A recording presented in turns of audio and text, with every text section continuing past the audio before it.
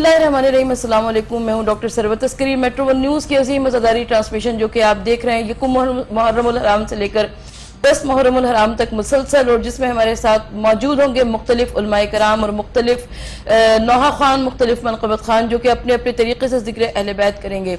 और पैगाम करबला नामी ये इस अजीम ट्रांसमिशन में आज मैं आपके साथ मौजूद हूँ डॉक्टर सरवत अस्करी, और मेरे साथ मौजूद है जनाब सैयद अदनान आबदी साहब। और हम आज बात कर रहे हैं पैगाम करबला पर, और 2 मुहर्रमुल हराम की तारीख़ है मक़तल करबला में। मैं अपने मेहमानान गिरामी का तारुफ कराती चलूँ। मेरे साथ मेरे पहले मेहमान हैं जनाब मौलाना हुसैन मसूदी साहब, अस्सलाम वालेकुम।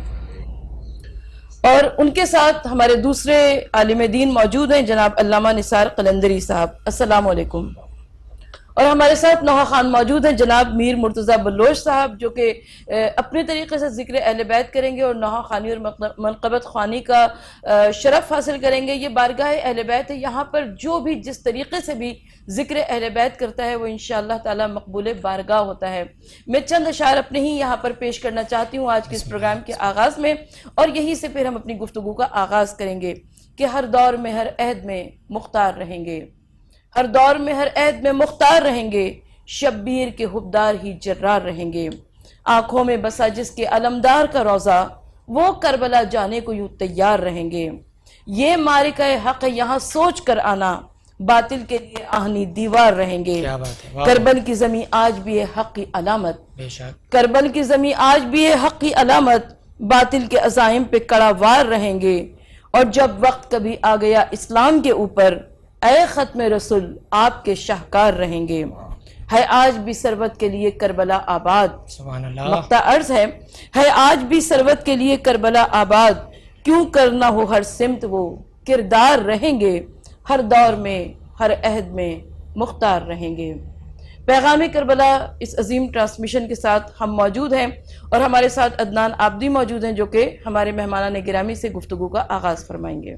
जी बहुत शुक्रिया सरवत बाजी, बहुत शुक्रिया। आज 2 मुहर्रम आमद इमाम हुसैन करबला। मकसद इमाम हुसैन पे हमने कल भी बात की थी, आज भी बात करेंगे, और अपने बाकी सारे प्रोग्राम में भी इंशाल्लाह बात करते रहेंगे। सबसे पहले अल्लामा हुसैन मसूदी साहब से जानने की कोशिश करते हैं कि 2 मुहर्रम को क्या हालात थे करबला में, क्योंकि आज आमद है मौला हुसैन की करबला पे।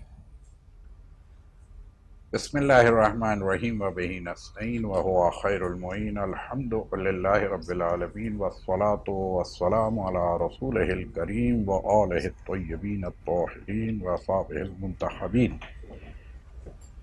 अगर हम करबला को देखते हैं और वारिद करबला, 2 मुहर्रम वरूद करबला है, यानी काफ़िला हुसैन इब्न अली करबला में वारिद हो रहा है। उसके लिए जिस आयत को मैं इस वक्त अगर आपकी इजाज़त से अर्ज़ करूँगा, तो वो दुआ है कि जो हमारे नबीना हज़रत इब्राहीम ने जब मक्के की सरज़मीन पर अपने काफ़िले को, जो 3 अशख़ास पर मुश्तमिल था, एक हज़रत इब्राहीम खलीलुर रहमान, और एक हज़रत इस्माईल, और एक हज़रत हाजरा अलैहिमुस्सलाम, ये सारे के सारे जो शख्सियात का काफ़िला वहाँ पहुँचा, यानी एक कहिए कि उस वक्त का इमाम, इन्नी जाइलुका लिन्नास इमामा, कि जो ताजे इमामत पहनाया गया नबियों में, वो नबी ना हज़रत इब्राहीम को, अगरचे कि सारे अंबिया अपनी जगह यकीनन मोहतरम, मगर नबूवत के साथ साथ जो ताजे इमामत जिसको मिला वो हज़रत इब्राहीम की ज़ात। और वहाँ से फिर मैं कहूँगा कि उनके साथ एक नौमौलूद बच्चा, जिसे हम और आप हज़रत इस्माईल अलैहिस्सलाम के नाम से पहचानते और जानते हैं, और वो हज़रत हाजरा, कि जिनकी सही से, जैसे कि अभी सरवत बाजी ने एक चीज़ की तरफ इशारा भी किया था, कि वो ज़माना और उस वक्त क्या है, ये आज तक रहती दुनिया तक खुदावंद आलम ने उस काफ़िले की एक खातून की सही को सही बना दिया। बस इससे ज़्यादा तो मैं इस वक्त बात इस पे नहीं करूँगा, लेकिन वहाँ पहुँचने के बाद हज़रत इब्राहीम ने क्या जुमला कहा, रब्बना इन्नी अस्कंतु मिन ज़ुर्रियती बिवादिन गैरि ज़ी ज़र्इन इंदा बैतिकल मुहर्रम। कुरान की वो आयत कि जिसमें मेरा नबी दुआ कर रहा है, परवरदिगार रब्बना इन्नी, मैं सुकूनत दे रहा हूं किस चीज को, من ذریتی، اپنی ذریت کو ایک ایسی جگہ کے لے کے آیا ہوں جو وادی غیر ذی زر، جہاں نہ آب ہے، نہ گیا ہے، نہ کچھ، ویرانہ ہے، اور یہاں میں ان کو سکونت دے رہا ہوں۔ لیکن مجھے اتنا پتا ہے عند بیتک المحرم، یہ تیرا کوئی محترم اور محرم گھر ہے۔ یعنی خداوند عالم نے عجیب نسبتیں دی ہیں اس کے اندر، جو میں نے کہا نا کہ اب وہاں پر بھی کربلا میں وارد ہو رہے ہیں امام عالی مقام، تو بہرحال وہاں پر بھی میں کہوں گا کہ اسی حالت میں لے کر کے آئے۔ لیکن تھوڑی سی بات آگے جائے گی، میں ورود کربلا سے پہلے آغاز کربلا ضرور اگر وقت ہوا تو کسی وقت میں اس کو عرض کر دوں گا کہ کربلا جب آغاز کہاں سے ہوئی۔ میرا رسول حضرت آدم جنت سے نکلے، زمین تک کا سفر ہوا، اس لیے کہ زمین والوں کو پھر جنت میں لے کے جانا ہے جس کے لیے حضرت آدم بھیجے گئے۔ یہ سفر ہوتا کیوں ہے؟ میرا رسول، اب میں بہت مختصر کر رہا ہوں، حضرت ابراہیم بیت المقدس سے مکے آئے تو اللہ کا گھر آباد ہو گیا، سبحان اللہ، اللہ کا گھر بن گیا، بیت محرم بن گیا۔ اور میرا نبی مکے جیسی سرزمین کو چھوڑ کر کے ان اول بیت بے بکۃ مبارکہ، جو پہلا گھر ہم نے بنایا وہ بکہ میں، لیکن اللہ کے گھر والے شہر کو چھوڑ کے میرے رسول نے مدینہ رسول بنا دیا، مدینہ نبوی بنا دیا، اور پھر حسین ابن علی مدینے کو چھوڑ رہے ہیں۔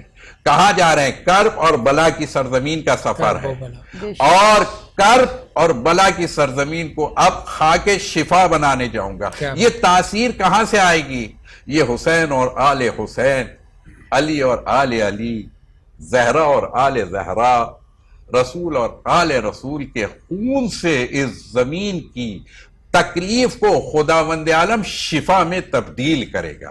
سبحان اللہ۔ اسی گفتگو کو ہم آگے بڑھائیں گے۔ ہمارے ساتھ موجود ہیں علامہ نثار قلندری صاحب۔ آپ کی شخصیت کسی تعارف کی محتاج نہیں ہے، اور جس طریقے سے 2 محرم کے حوالے سے گفتگو ہو رہی ہے، علامہ صاحب کیونکہ ابھی گفتگو کا آغاز ہے تو میں چاہتی ہوں کہ پیغام کربلا کے حوالے سے آپ کچھ ہمارے ناظرین کے بارے میں بتائیے، اس کے بعد ہم انشاءاللہ تعالی 2 محرم اور سفر امام حسین علیہ السلام پر بھی بات کریں گے۔ بسم اللہ الرحمن الرحیم، بہت شکریہ۔ میں اس موقع پر حدیث پیغمبر اسلام حضرت محمد مصطفیٰ صلی اللہ علیہ وآلہ وسلم آپ کے سامنے پیش کروں گا، کہ جس میں اللہ کے رسول نے یہ ارشاد فرمایا، ان الحسین مصباح الہدیٰ و سفینۃ النجات۔ حسین ہدایت کے چراغ ہیں اور نجات کا سفینہ ہے۔ بے شک امام حسین علیہ السلام کی شخصیت اور عظمت کے اعتبار سے یہ حدیث جو اللہ کے رسول نے ارشاد فرمائی، اس حدیث کو امام حسین علیہ السلام نے اپنے دور امامت میں جو واقعہ کربلا ہوا، اس واقعے میں پوری طرح سے واضح کیا۔ امام حسین علیہ السلام کا مقصد، جس کو ہم پیغام کربلا کہہ رہے ہیں، ویسے تو میں ایک جملے میں اس مقصد کو واضح کروں کہ پیغام کربلا اور مقصد حسین کیا ہے، تو اس کو اگر آسان کر دیا جائے تو اسے یوں کہا جا سکتا ہے، حق اور آزادی کا پیغام کربلا ہے۔ اور اسی پیغام کو دینے کے لیے امام حسین علیہ السلام نے اپنے اہل و عیال، اپنے عزیز و اقارب اور اپنے انصار کے ساتھ کربلا کی سرزمین پر آ کر اس قربانی کو پیش کیا، جس قربانی کو تمام عالم یہی کہتا ہے کہ نہ اس سے پہلے کوئی ایسی قربانی دی گئی ہے، نہ امام حسین کے بعد کوئی ایسی قربانی دے سکتا ہے۔ اس قربانی کے خد و خال اور ان کے مقاصد کیا ہیں؟ عام طور پر یہی سمجھا جاتا ہے کہ امام حسین علیہ السلام سے سوال بیعت ہوا، بیعت کا سوال کیا گیا، امام حسین علیہ السلام نے بیعت کا انکار کر دیا۔ اس بیعت کا انکار کس وجہ سے تھا؟ کیوں کیا امام حسین علیہ السلام نے بیعت کا انکار؟ مختصر وقت میں اگر میں اسے یہ کہوں کہ تاریخ میں یہ بات ملتی ہے کہ جب امام علیہ السلام کو ولید کے دربار میں، جو اس وقت گورنر مدینہ تھا، بلایا گیا اور یہ سوال بیعت کیا گیا، تو اس وقت مروان بن حکم وہ وہاں ولید کے دربار میں بیٹھا ہوا تھا۔ امام حسین علیہ السلام نے جو کچھ کہا، اس کے بعد دربار سے واپس گئے تو لکھا ہے راستے میں کہیں مروان سے امام کی ملاقات ہو گئی۔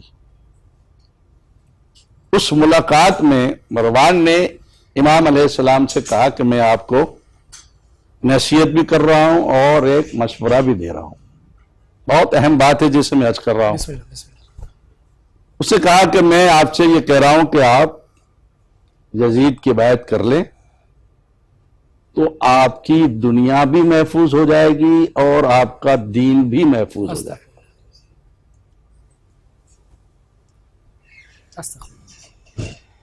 یہ وصیت اور یہ مشورہ دیا۔ اس میں مولا کا بھی جملہ ہے کہ امام نے پھر اس کے جواب میں کہا علیہ السلام سلام، اس اسلام پر سلام ہو کہ جس اسلام کا رہنما یزید جیسا بن جائے، اس اسلام کو تو پھر خدا حافظ خدا حافظ کہنا چاہیے، یہ کہا۔ اب یہاں پر ایک بات ہے کہ مروان نے یہ جو بات کہی کہ یزید کے بیعت کرنے سے دین بھی محفوظ ہو جائے گا اور دنیا بھی، اور کس سے کہا جا رہا ہے؟ مولا حسین سرکار، امام حسین علیہ السلام سے۔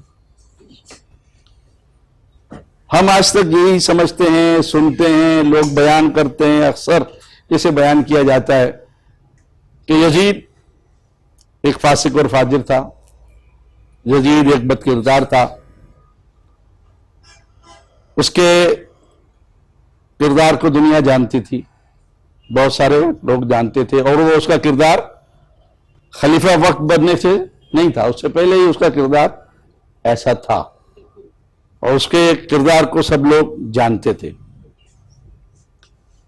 ایسے شخص کے لیے امام حسین علیہ السلام نے یہ کہہ کر، جیسے قبلہ نے ابھی آپ کے سامنے کہا کہ امام حسین علیہ السلام نے اس بیعت کے انکار میں یہ بھی جملہ کہا تھا کہ مجھ جیسا جیسے کہ کبھی بیعت نہیں کر سکتا۔ جی بریک پہ جانے سے پہلے ہمارے درمیان میر مرتضیٰ بلوچ جو نوحہ خوان ہیں ماشاءاللہ ہمارے درمیان موجود ہیں، ان کی طرف چلتے ہیں اور ان سے نوحہ سنتے ہیں۔ جی مرتضیٰ بھائی بسم اللہ کیجیے۔ اللہم صلی علی محمد و آل محمد۔ لہرا کے علم تیرا غازی، ایک یاد دلائی جاتی ہے، لہرا کے علم تیرا غازی، ایک یاد دلائی جاتی ہے، لہرا کے علم تیرا غازی، ایک یاد دلائی جاتی ہے، تیرے خون میں غلطاں کربل کی تصویر بنائی جاتی ہے، کربل کے شہیدوں کا ماتم کرنا تو ایک عبادت ہے، کربل کے شہیدوں کا ماتم کرنا تو ایک عبادت ہے، یہ سنت بی بی زینب ہے، برسوں سے منائی جاتی ہے، جب لائے شہ والا اصغر میدان سے تو مادر نے کہا، جب لائے شہ والا اصغر میدان سے تو مادر نے کہا، مولا اب چھوٹے بچوں کی यूं प्यास बुझाई जाती है। पहचानो मुझे मैं ज़ैनब हूँ, दरबार में जब बीबी ने कहा। पहचानो मुझे मैं ज़ैनब हूँ, दरबार में जब बीबी ने कहा। लगता था ऐसा कि हैदर की शमशीर चलाई जाती है। बाबा की प्यारी बेटी थी, सीने पे सदा जो सोती थी। बाबा की प्यारी बेटी थी, सीने पे सदा जो सोती थी। ना बाबा है ना सीना है, जिंदा में सुलाई जाती है। में करबला। जी नाज़रीन, वक्फे के बाद दोबारा से आपको प्रोग्राम में खुशामदीद कहते हुए प्रोग्राम पैगाम करबला यकूम मुहर्रम से लेकर 10 मुहर्रम तक मुसलसल आप देख रहे हैं मेट्रो 1 न्यूज़ पर। और प्रोग्राम पैगाम करबला में हमारे मेहमानान गिरामी हमारे साथ मौजूद होते हैं जो कि मुख्तलिफ नुकात फ़िक्र के ज़रिए इस पैगाम करबला को वाज़ेह करते हैं। आज क्योंकि हमारे साथ मौजूद है जनाब मौलाना हुसैन मसूदी साहब और 2 मुहर्रम के हवाले से बात हो रही है, हज खाने काबा तक बात पहुँच गई और हज खाने काबा हज के एहराम को उम्रे से तब्दील किया है मौला इमाम हुसैन अलैहिस्सलाम ने और आप आज़िम इराक़ हो गए। सिब्ते नबी से मंजिल मकसद करीब है, मोहल्लत तो दूर रह गई मशहद करीब है। किस जा लहद बनेगी वो सरहद करीब है, आराम गाहे जाने मोहम्मद करीब है। जनाब मौलाना हुसैन मसूदी साहब, इमाम आली मकाम रुखसत हुए हैं खाने काबा से और आज़िम इराक़ हुए, इस सफ़र के बारे में आप क्या हमारे नाज़रीन को बताएंगे?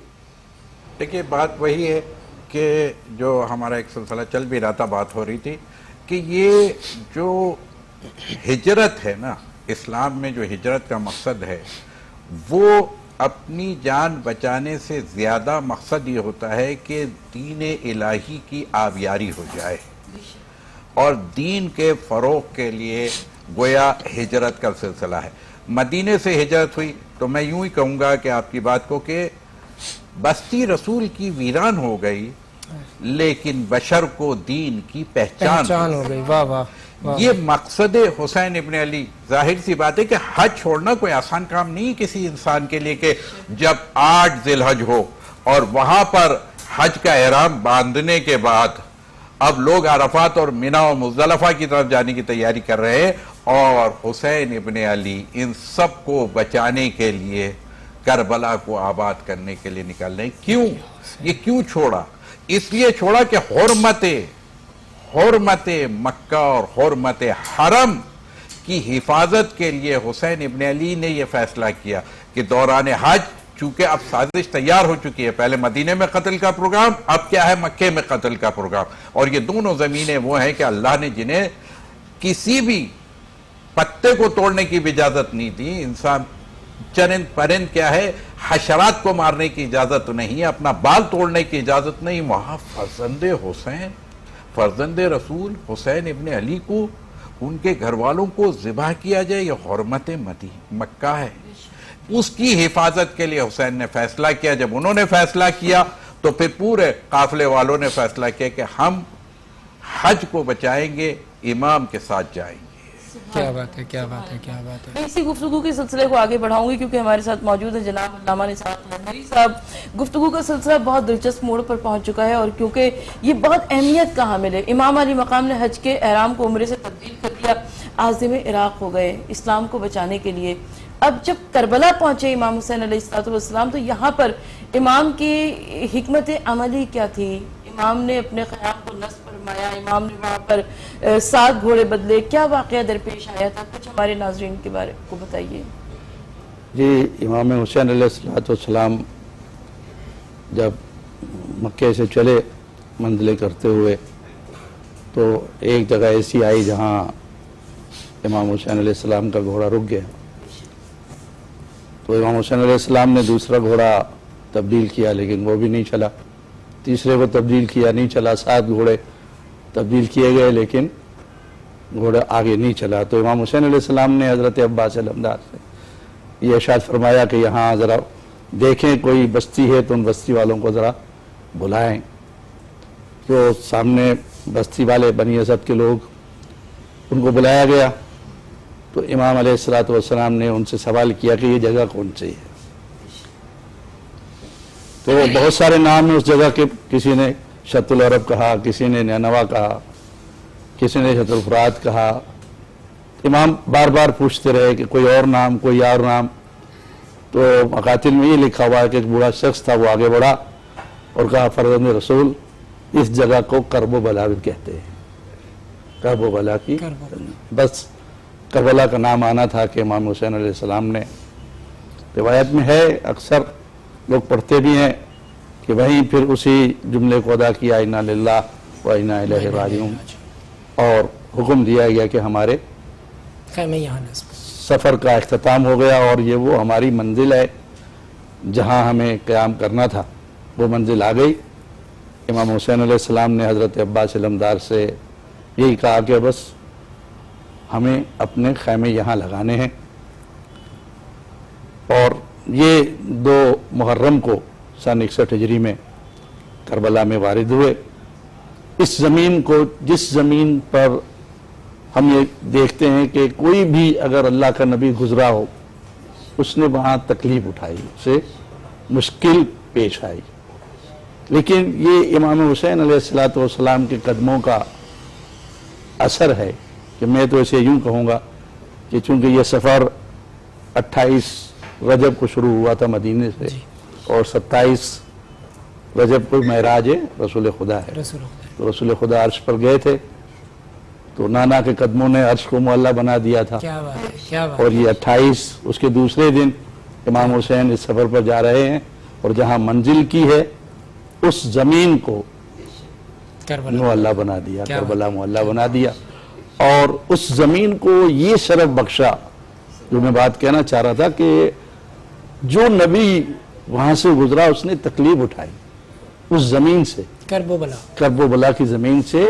وہ اذیت اور تکلیف سے وہاں سے گزرا ہے، لیکن امام حسین علیہ السلام کی برکت، امام حسین علیہ السلام کی عظمت یہ ہے کہ اس زمین کو امام نے خاک شفا بنا دیا۔ کیا بات ہے، کیا بات، اب دیکھیے کہ اس زمین کا کتنا مقام ہے دیا کہ اس کو خاک شفا، جس زمین سے تکلیف ہو رہی ہے اسے خاک شفا بنا دیا، جسے زندگی، اور یہ ہے کربلا میں زندگی بانٹی گئی ہے، بلکہ میں تو اب وہ منزل جو تھی وہ مکمل نہیں ہو رہی، تو میں اس شعر میں اس بات کو کہوں گا کہ ڈوب کر پار اتر گیا اسلام، آپ کیا جانے کربلا کیا ہے، آپ کیا جانے کربلا کیا ہے، ماشاءاللہ کربلا کی کیا عظمت ہے، اور اس میں وہی پیغام تھا جو امام حسین علیہ السلام نے دیا۔ بس ایک جملہ، کیونکہ میری بات پوری نہیں ہوئی، ایک جملہ میں اس میں کہہ دوں کہ امام حسین علیہ السلام نے کربلا کے میدان میں ایک اہم ثبوت دیا ہے، ایک اہم ثبوت توحید کا۔ ہم دنیا کو سمجھاتے رہے ہیں، ہم کہتے رہے ہیں توحید کیا ہے، وہ اللہ ہے، کیسا ہے، کس طرح اس کی عبادت، اور کیا کیسے لوگوں کو یقین دلوائیں کہ اللہ ہے، کہیں دیکھنے کی ضرورت نہیں ہے، صرف کربلا کو دیکھ لیں، حسین کو دیکھ لیں۔ کسی نے کہا نہ مسجد نہ مدرسے نہ فلسفہ نہ کلام، ثبوت حق کے لیے فقط حسین کافی ہے۔ کربلا کو دیکھ لیں، آپ کو اللہ سمجھ میں آ جائے گا، توحید سمجھ میں آ جائے گی۔ ماشاءاللہ گفتگو کے سلسلے کو آگے بڑھائیں گے۔ ہمارے ساتھ ایک نوحہ خوان ہے عابد رضا عابدی صاحب، ہم ان کی طرف چلتے ہیں، وہ اپنا پرسہ پیش کریں گے۔ عابد رضا عابدی۔ ذوالجلال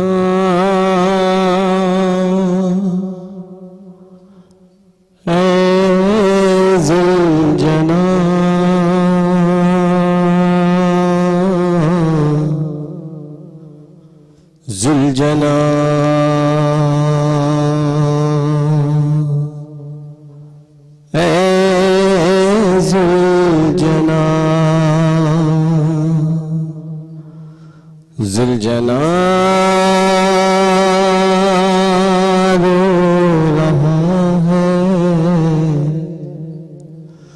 ذوالجلال رو رہا ہے، لمبا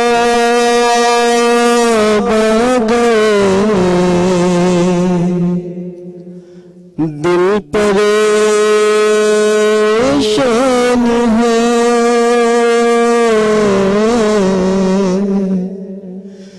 کوئی اپنا نہیں، غم کا سامان ہے،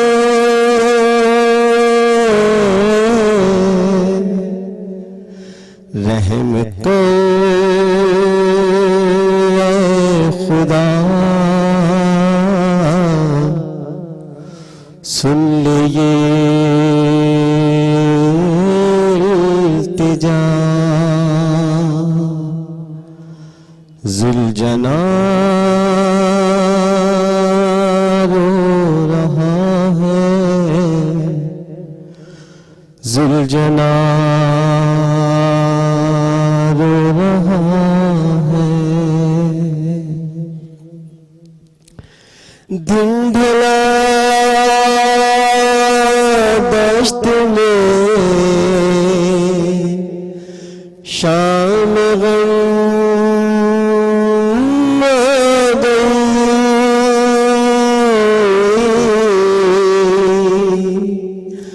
خون برسا فلا پر گھٹا چھا گئی،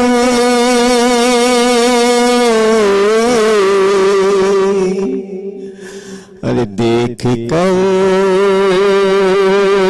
چیک گر دل کو سر سے جدا، ذوالجلال رو رہا ہے، ذوالجلال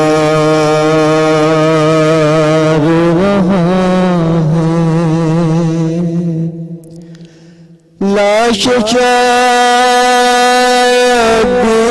پر اپنی تقدیر پہ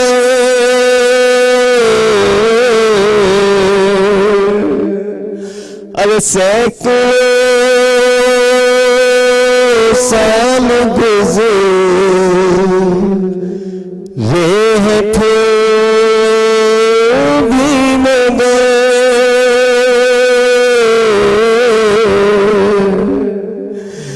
دشت میں آج بھی لکھو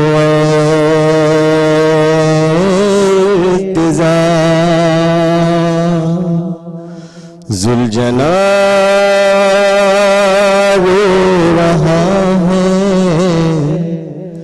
ذوالجلال رو رہا ہے، پیغام کربلا سے پہلے بات ہو رہی تھی پیغام کربلا، مقصد امام حسین میں ہم دوبارہ علامہ صاحب سے گفتگو کرتے ہیں۔ علامہ صاحب، مقصد امام حسین پہ گفتگو ہو رہی تھی، اس کے بارے میں تھوڑا سا اور تفصیل سے بیان کیجیے۔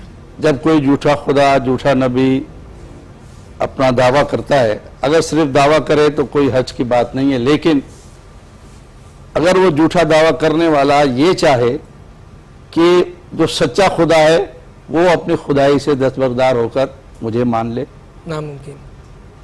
اگر کوئی جھوٹا نبی نبوت کا دعویٰ کرنے کے بعد یہ کہے کہ جو سچا نبی ہے وہ اپنی نبوت سے دستبردار ہو کر مجھے مان لے، یا کوئی اولو الامر یا امام جھوٹا بن جائے اور وہ یہ کہے کہ جو حق کا امام ہے وہ اپنی اس امامت سے دستبردار ہو کر میری امامت کو مان لے، تو یہ چیز ممکن نہیں تھی۔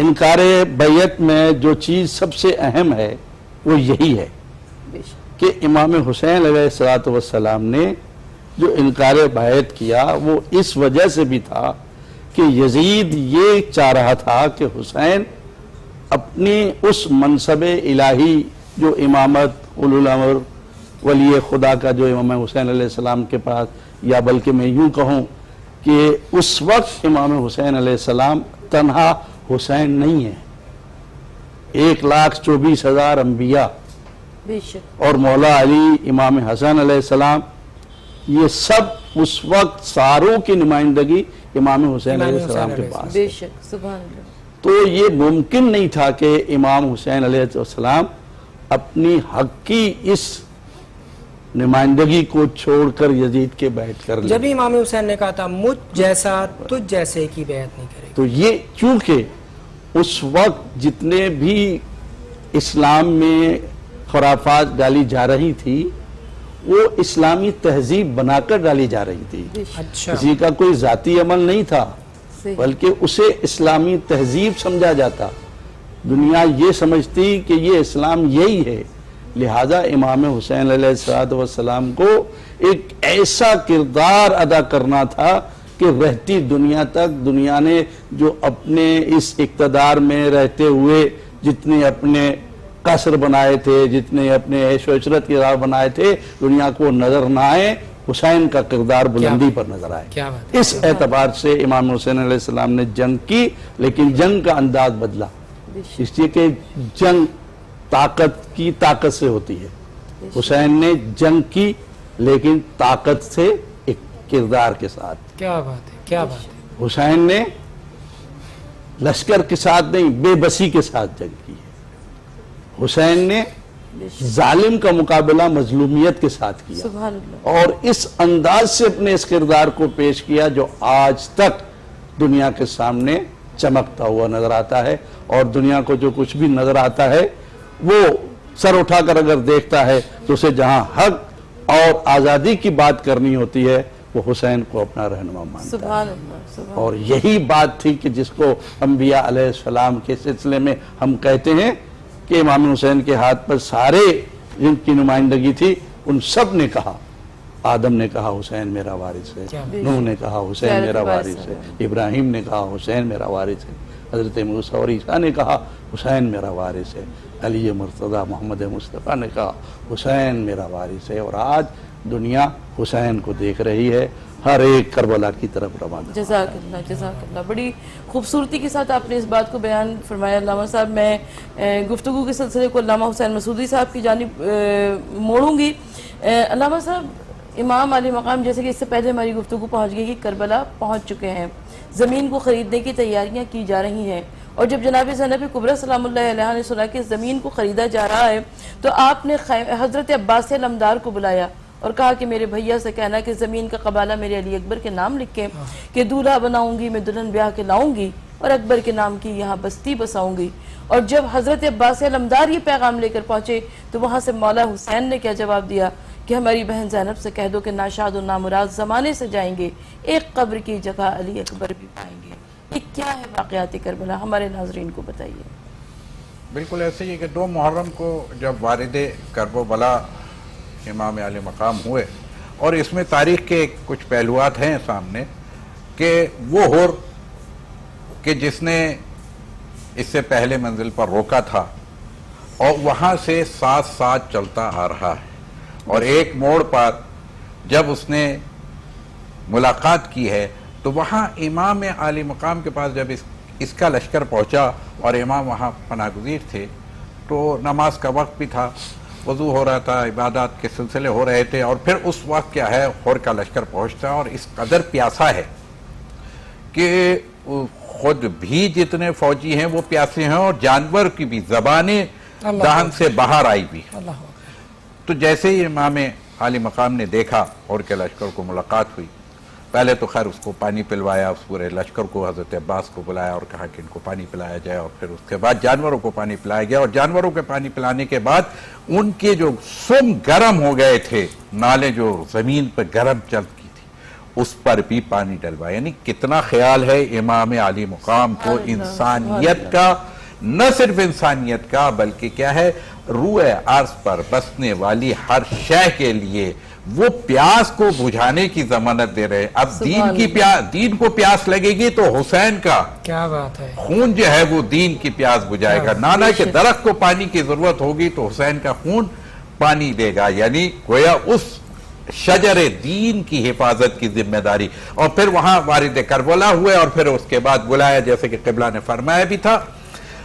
اس کے بعد سوال جواب ہو رہا ہے, اور بنی اسد کے قبیل کس کا ہے, کس کی جمع ہے؟ تو بتایا گیا کہ 2 بچوں کی یہ زمین ہے. انہیں بلایا, بلانے کے بعد حالانکہ معلوم ہے کیونکہ امام نے سب کو بتا دیا تھا کہ قتل سے پہلے کہ کیا ہے, یہ اس کا مقام ہے, اس کی یہاں شہادت ہوگی. اور اس صورتحال میں وہ کیا ہے, بلا رہے ہیں. بلانے کے بعد پوچھا ہے کتنا, 60,000 درہم بتایا گیا. اس کی قیمت ادا کی. بچوں کو منع کر رہے ہیں کہ مولا آپ ہمارے مہمان ہیں, آپ تو آپ کے جد جو ہے وہ روئے زمین کے مالک ہیں, آپ اس زمین کے مالک ہیں, ہم تھوڑی مالک ہیں. لیکن ان کا نہیں, یہ تمہاری ہے اور ان بچوں کی ہے, ان بچوں کو پیسے دیے جائے.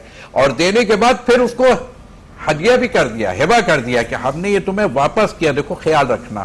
بس یہاں پر اب جو بھی دین کا پیاسا آئے سبحان اللہ تو اسے حسین کی زمین پر رہنے کی اجازت دی جائے. میں نے کہا نا کہ جیسے آپ نے کہا تھا حضرت علی اکبر کے نام ہاں لکھا جائے کہ یہ کیا ہے, حسین کے جوان کی طرف سے دین کی آبیاری کے لیے پانی پلایا جائے گا اور وہاں مہمان ٹھہرایا جائے. آج بھی جو 40 پہ ہم اور آپ دیکھتے ہیں کہ یہ جو پورا لشکر 3-3, 4-4 کروڑ افراد جو ہے اپنی دین کی پیاس بجھانے کربلا پہنچتے ہیں, تو یہ حسین کے مہمان ہوتے ہیں. تو بس وہ منزل ایک کہ ہور نے وہاں لجام میں ہاتھ دیا اور روک لیا کہ بس اس سے آگے آپ نہیں جائیں گے. پھر کیا ہے, وہ ایک آندھی کا سلسلہ بھی ہوا کہ وہاں ایک ہوا چلی اور پھر کیا ہے وہ خاک اڑی, اور خاک اڑ کر کے میری شہزادی حضرت زینب کے چہرے تک گئی. اور جب وہ چہرے تک پہنچی ہے تو شہزادی غش کھا کے, بنت نبی کہیے, بنت علی کہیے, بنت زہرا کہیے, وہ غش کھا کے گر جاتی ہیں.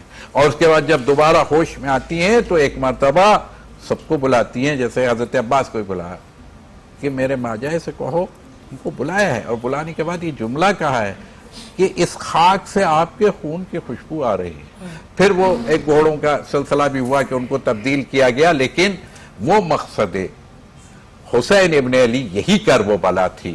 اور میں ایک جملہ کہوں گا کہ حسین ابن علی یہاں پر کیا بنانا چاہ رہے تھے. یہ اتنی قربانیاں, 3 دن کی بھوک و پیاس, یہ بچوں کی بلبلانے کی آوازیں, کہ یہی ہور تھا نا کہ جب حسین ابن علی کے بچے عاشور کے دن جب کیا ہے الاتش پیاس کی صدائیں بلند کر رہے تھے تو ہر رات بھر خیمے میں پلٹ رہا تھا, سو نہیں سکا تھا. جا کے بتانے والے نے, غلام نے بتایا تھا کہ ہور کے بیٹے کو کہ تمہارا باپ آج رات سوتا نہیں ہے, کھانا بھی نہیں کھایا اس نے. بیٹا آیا دوڑا, بابا کیا بات ہے, طبیعت ٹھیک ہے آپ کی, آپ نے کھانا بھی نہیں کھایا, آپ سو بھی نہیں رہے. تو اس نے جوان بیٹے کے ہاتھ کو پکڑا, ہاتھ پکڑنے کے بعد خیمے سے باہر آیا. خیمے سے باہر آنے کے بعد خیام حسینی کی طرف ذرا چند قدم بڑھا ہے, اور بڑھنے کے بعد ایک مرتبہ اس نے یہ جملہ کہا تھا, ذرا اپنے کان کو لگاؤ, ذرا خیام حسینی سے آوازوں کو سنو. تو وہاں سے آواز آ رہی تھی, وہ بچے رو رہے تھے. ہم کہتے ہیں کہ یہ رونا, آخر حسین کا نام آیا اور آنکھوں میں آنسو نہ آئے. تو میں کہوں کہ یہ پتھر بھی اگر نقش پائے معصوم کو لیتا ہے تو پھر کیا ہے, وہ اپنے اندر جذب کر لیتا ہے. یہ ہمارے سینے کیوں نہیں کھلتے؟ یہ حسین کیا کرنے آئے تھے؟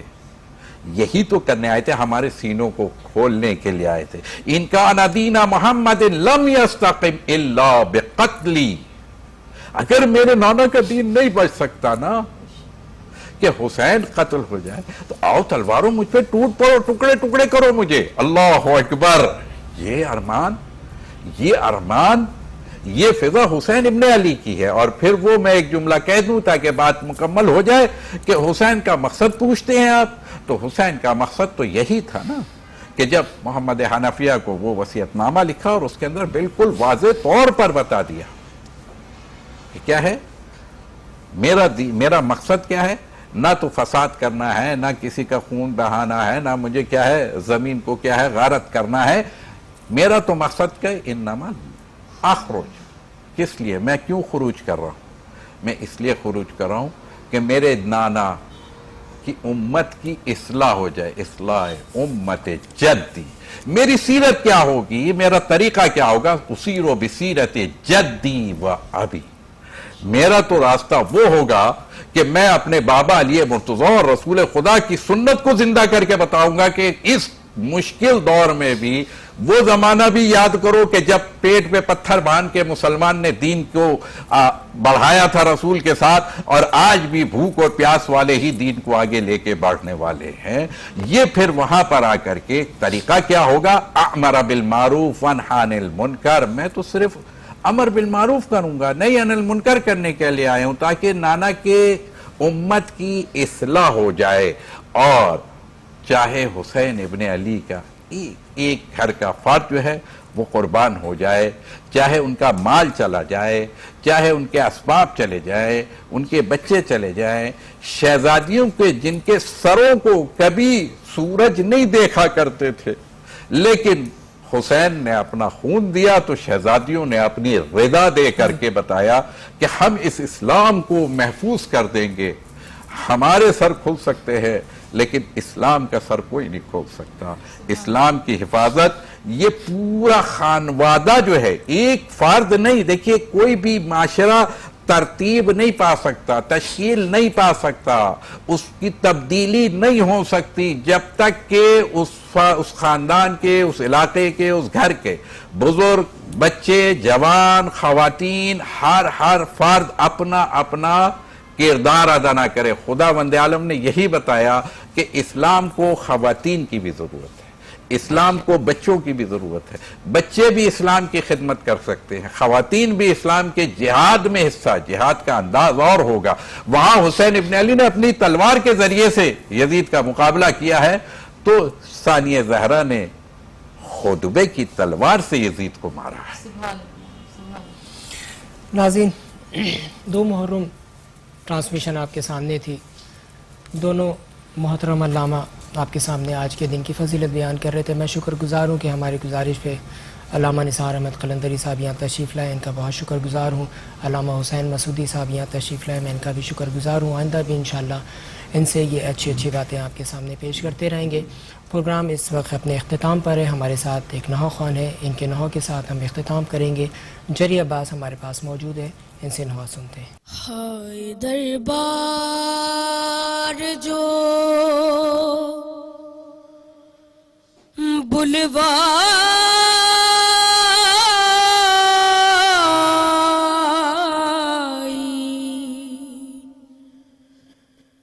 گئی ہے زہرا، ہائے دربار جو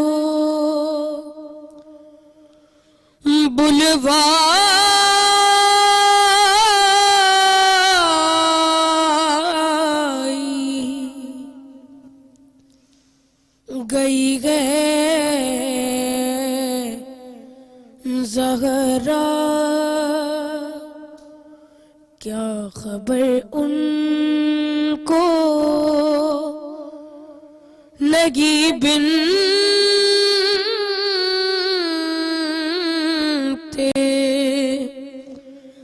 نبی ہے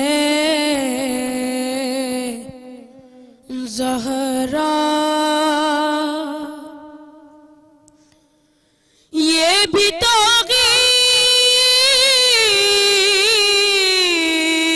رسالت ہے، ذرا سوچو تو. یہ بھی توغین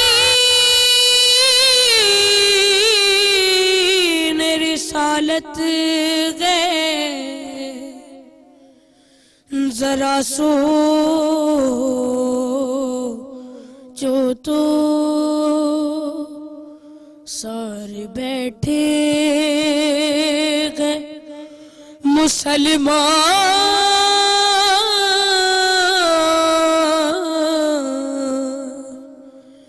کھڑی ہے زغرا. چاک کرتا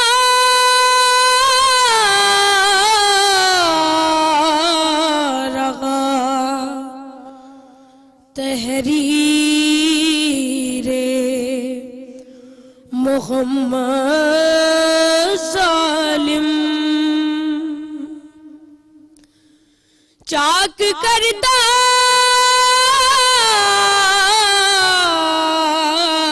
رہا تحریر محمد ظالم،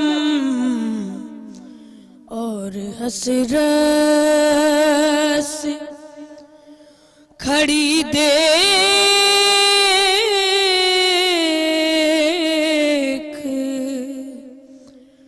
رہی گئے زہرا، اتنا ذیشان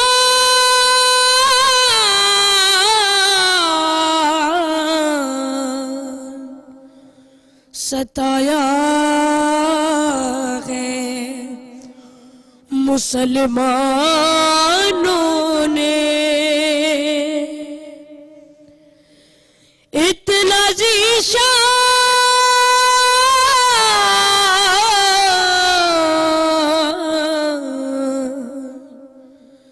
ستایا ہے مسلمانوں نے، جب تلک زندہ رہی رو